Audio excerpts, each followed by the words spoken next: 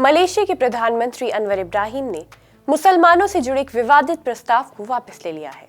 इस प्रस्ताव में उन मुसलमानों के लिए गाइडलाइन थी जो गैर मुसलमानों के कार्यक्रम में शामिल होते हैं। अलग अलग समूहों से तीखी आलोचना होने के बाद इस प्रस्ताव को मलेशिया की कैबिनेट ने रद्द कर दिया है।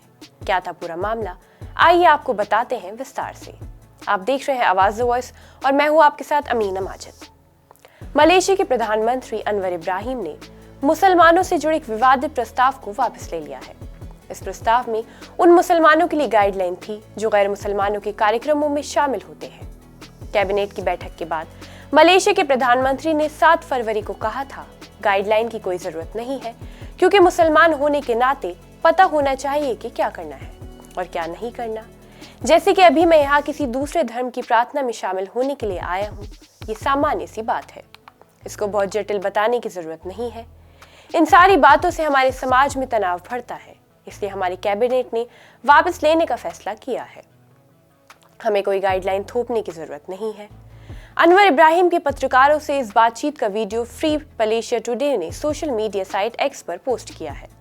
अंग्रेजी अखबार द स्टेटस टाइम्स के अनुसार जब अनवर इब्राहिम पत्रकारों से बात कर रहे थे तब वो सेलंगोरो में प्रसिद्ध हिंदू मंदिर बातू गुफा में आए थे। तब इब्राहिम ने कहा कि वो यहाँ कोई प्रार्थना करने नहीं आए हैं।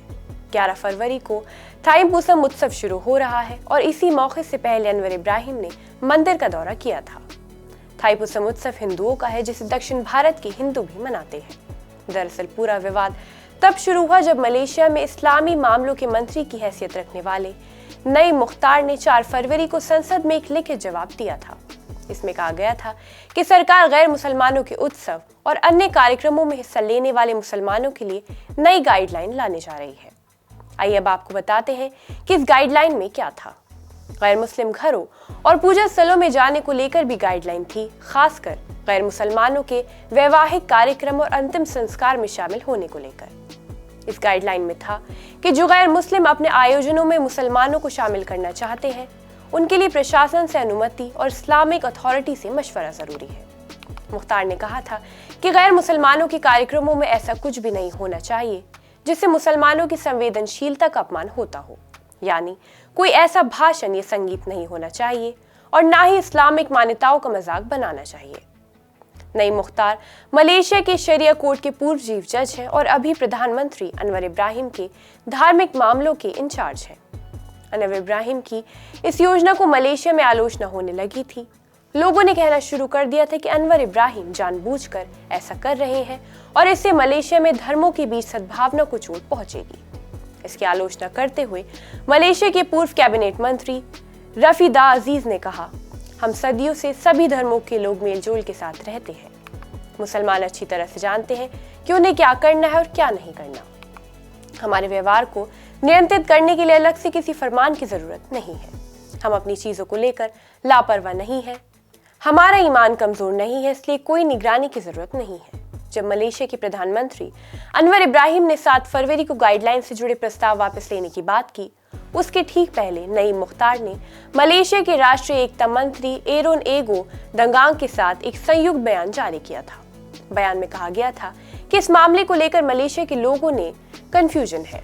नईम मुख्तार ने कहा कि कैबिनेट इस बात पर सहमत था कि इस्लामिक विभाग मुसलमानों को धर्म से जुड़े मामलों में सलाह देगा, लेकिन ये सलाह कोई आधिकारिक नहीं थी।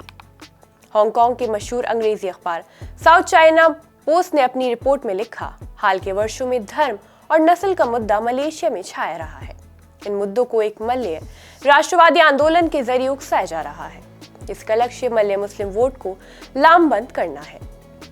SCMP ने लिखा, सरकार के प्रस्ताव मलेशिया के सुल्तान को भी पसंद नहीं आया। सुल्तान शराफुद्दीन इदरीसी शाह ने कहा कि ऐसी गाइडलाइन से देश की नस्ली और धार्मिक सद्भावना प्रभावित होगी।